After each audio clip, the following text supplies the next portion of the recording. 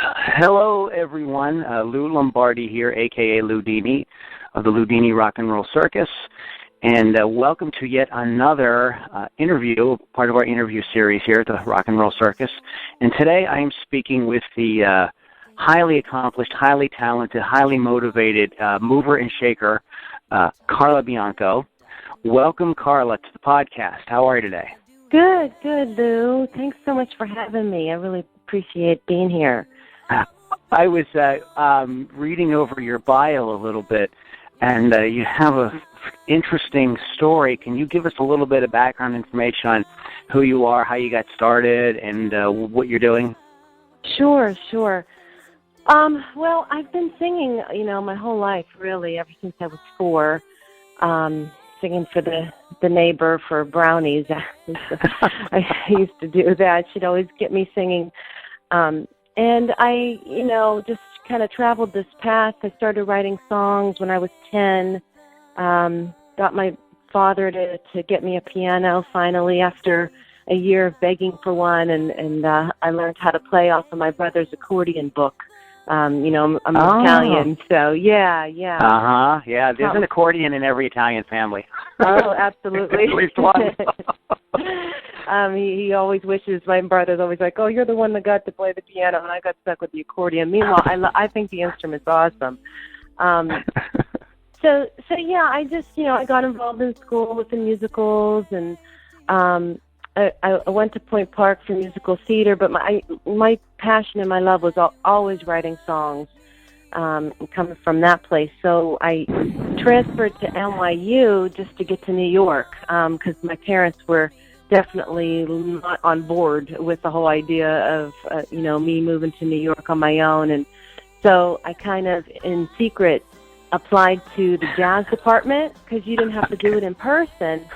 And yeah, and then I was just like waiting patiently, and then I got a letter in the mail that I was accepted, and I told my brother, I told my sister, and I'm like, look, you've got to back me up on this. So they came to my parents with me and said, look, she got accepted to school, you got to let her go. And I really have to thank them for that, because if it wasn't for them backing me up, I don't know if I would have got to go. But that's how I got to New York.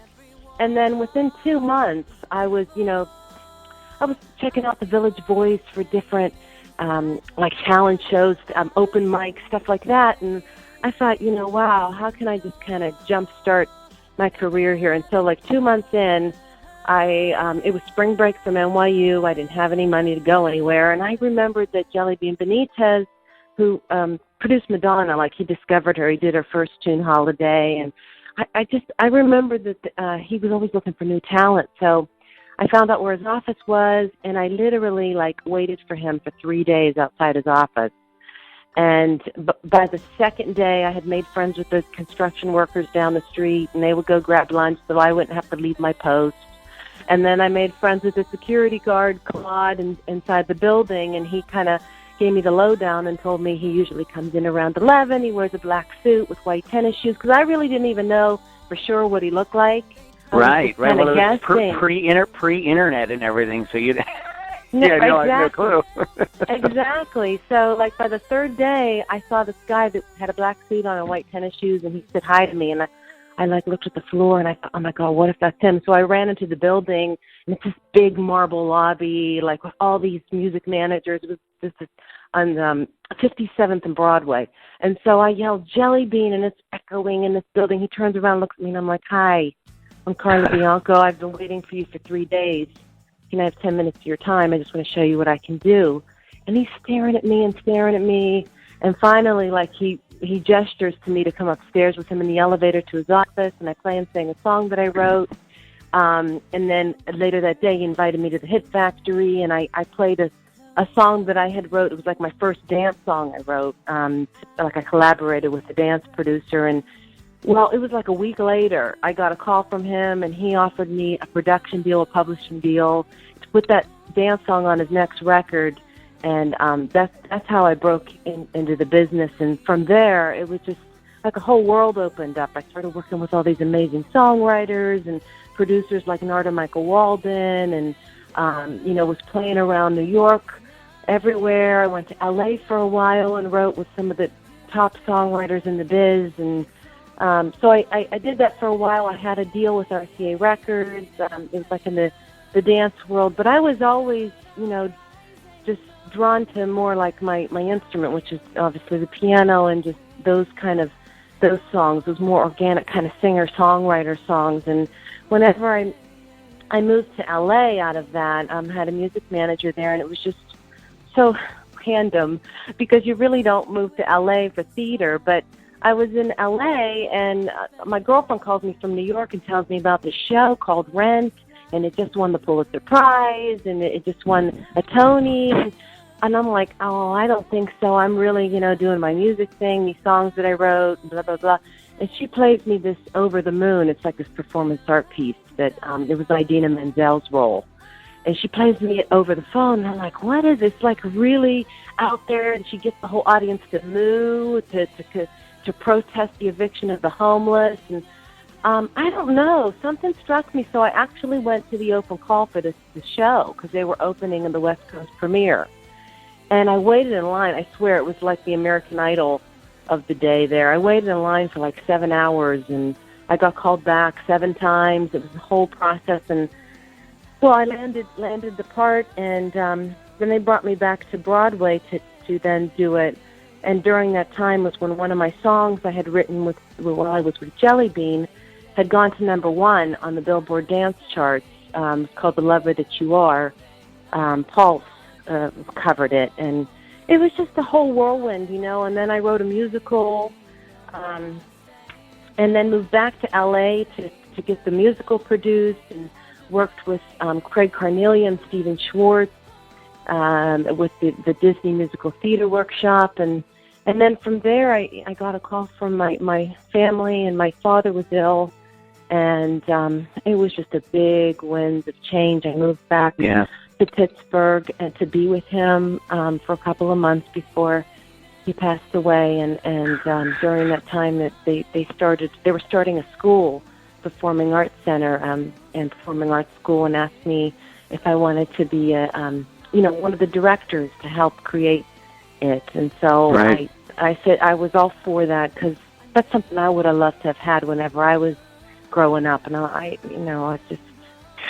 feel really called to give back in any way that I can. And this is the Lincoln Park Performing Arts Center. Is that what we're talking about? Okay. Yeah, Lincoln Park. That's right. And so from there, we were doing that. We started that, and that's just become taken off. I mean, it's just become a haven for so many, from all disciplines. I mean, from visual arts to dance to music to creative writing, and kids go there and really feel like they belong, or maybe in other places they felt like kind of an outsider, and there they feel like their voice is really being heard and they belong, and so it's been really awesome to be a part of that. And then from there, I was here. I met my husband, and we got married. I had a son, and then it opened up a whole other book of getting back to my songwriting. It really happened whenever I got pregnant. At the same time, I was at the Outer Banks on vacation, and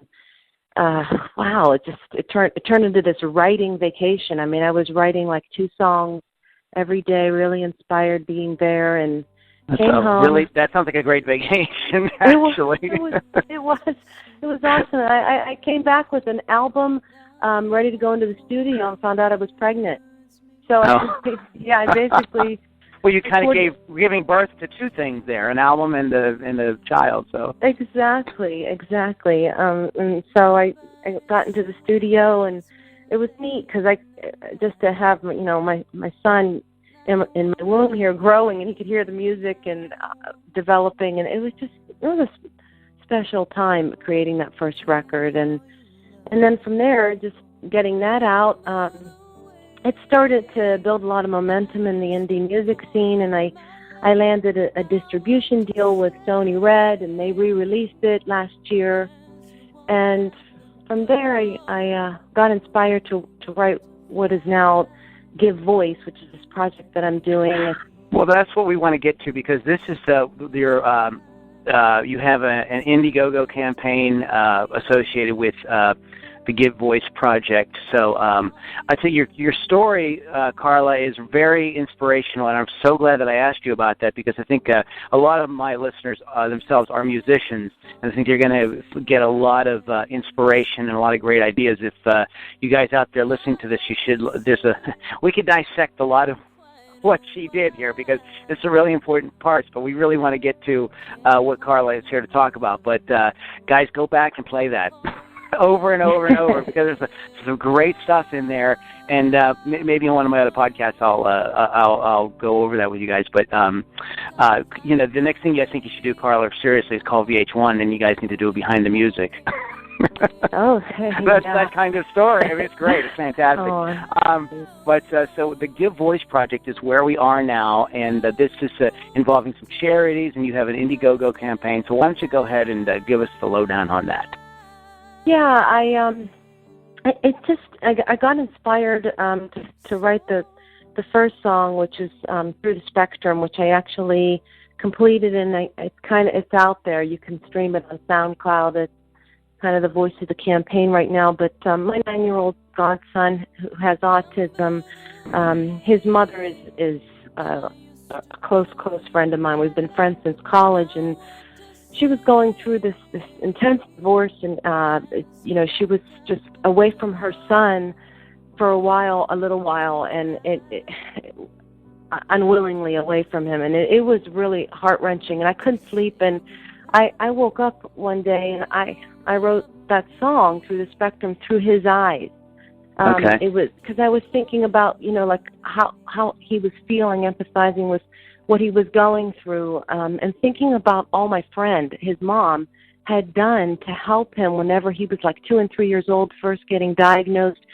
I mean, she went to the ends of the earth trying to find ways to help him, talking to different doctors, trying different ways to work through that and help him flourish with it. And so that's how that song came about. And I started getting moved by different kind of people's stories. I was reading about the African girls that were kidnapped on their way to school, that whole campaign to bring our girls back.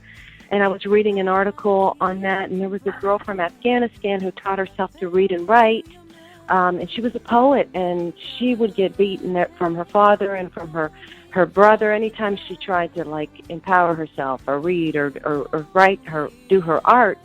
And she committed suicide as a protest against all she was not allowed to do. And there was actually 4 lines of her poem in this article, and I was so my heart was just breaking over that. And I thought, wow, she's gone, but I wanted to give her a voice. So I wrote this song, Ralia, and it's in first person with a part of her poem in there, but her story written through her eyes, as much as I could be inside of her spirit and empathize with her situation, and wrote that. And there's a couple other songs to that nature, but each song is we're lining up with the respective charity, like the Through the Spectrum song. We're lining that up with Autism Speak. Oh. Okay. And then like the Ralia song, we want to line that up with American Voices, Suicide Awareness, Voices of Education, and International Women's Rights. It's just each song is going to be lined up with a respective charity, and so we're in the process of raising the funds on Indiegogo. The campaign goes through August 4th. We're getting there. We're about halfway there, but we need more to keep it going and be able to complete the project. And just this whole idea of Give Voice, it's not just an EP and just not about giving to charity, but it's an opportunity for, we want to create even an outreach program for kids that are dealing with these different things, these different life challenges. There's even a song for disabled kids called Broken and Blessed, that through the outreach program that we can, go to them and provide some programs for them to be able to tell their own stories through music and through songwriting. You're also going to be, or I imagine maybe it's already recorded, you're doing a remake of Imagine, the John Lennon song? Yes, yes. Okay, why don't you talk a little about that? I guess there's a special piano involved with this. Oh, Go ahead. yeah, it's amazing how that all came about. But, for the 5th song of the EP, we got permission from John Lennon's publishing company, Downtown Publishing, to record the song. And Steinway has this gorgeous piano. It's a John Lennon Imagine series. There's only 25 of them in the world. And they're donating the piano for the recording of the song. And we're going to be completing that here over the next month or two. But that'll be the 5th song. It's so perfect lyrically, like what that song's about. Of course. It kind of ties the whole entire project and that's yes, absolutely. For the project you're doing, I mean, that is a great sort of like theme that sort of permeates all the different topics you're covering there. But as a pianist, you've got to be really excited about getting to sit down at that piano and play it, right? Oh my God, I'm absolutely in love with this piano. I actually got the chance to play it for their Steinway Christmas concert in December, and I wasn't even aware that the piano existed, and there it was. It's gorgeous. It's all white, and all the different stencils like that John Lennon created, like that famous one of his self-portrait with the brown glasses on, and some of the other different art pieces that he's made. Each piano has a different art stencil on the music stand part. Oh, and wow. It's so cool. And then that is awesome. When you lift the piano, when it's open, inside the piano it says, "You may say I'm a dreamer," which, is a lyric from Imagine. And right, I don't know, it has this spirit and this life the piano does, and the sound is amazing. It's Steinway. It's just out of this world. But yeah, that's the thing about a great instrument. As a guitar player, we're the same. Many great guitar players will tell you, you pick up the thing and there's something in the wood or something. There's like a spirit to it or something that you can just, and absolutely, and it just adds to the whole vibe of what you're doing. So it's very awesome. Yeah. Hey, so how can people get? So there, we said there's an Indiegogo campaign. So let's help you. Let's get some people to know about this. So how can they get involved with that? Where do they go? Can you give me some links and plugs and all that? Sure. I think the easiest way would be to go on Indiegogo.com, INDIE go.com, and just search Give Voice, and it'll come up. And you can go in there, and there's a bunch of awesome perks. Anything that you donate, as little as $5 all the way up to as much as you'd like. There's all different types of things that you can get back that are a lot of fun, from like a VIP backstage experience for our CD release, and some getting the record and video that we're working on, even as far as acoustic shows via Skype or in person, depending where you are, writing a song for you, and it even goes up to, I'll write a song with your ideas and your some of your lyrical ideas and record it. So check it out, and it's definitely going to good causes. Fantastic. And if you would like to know more about Carla, everything she's got going on, she's playing shows, she's got tons of stuff, you can go to her website, carlabianco.com, CarlaBianco.com.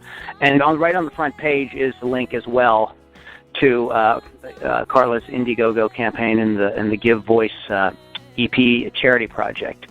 So all you guys out there, just go as soon as you can and do whatever you can.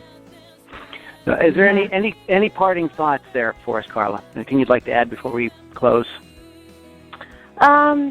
I just want to thank you so much for having me here and being able to speak to everybody. And I hope maybe if you're out there on the East Coast, I may be coming to your city to visit you. I'm doing an East Coast tour from August to October, so check out on my site some of the different cities and come see me. Well, I see, real quick, August 5th, Market Square in Pittsburgh. August 6th, Fox Chapel. August 14th, that's Atria is at Fox Chapel. August 14th is Club Cafe. So the people that are here in the Pittsburgh area can check that out. Once again, that is you're listening. This is Carla. We're on with Carla Bianco. Please go to her website. Please give to her Indiegogo campaign. There's a lot of great perks and a lot of awesome things that you can get involved with there. You do a good thing and produce some amazing music. Carla, thanks a lot. If you could, when we end the recording, if you could just hang on for a second, I want to just go over a couple things with you, okay? All right. Thanks, Lou. All right, guys. You've been listening to Carla Bianco. One more time, carlabianco.com. Go get involved with the Give Voice Project. Talk to you soon.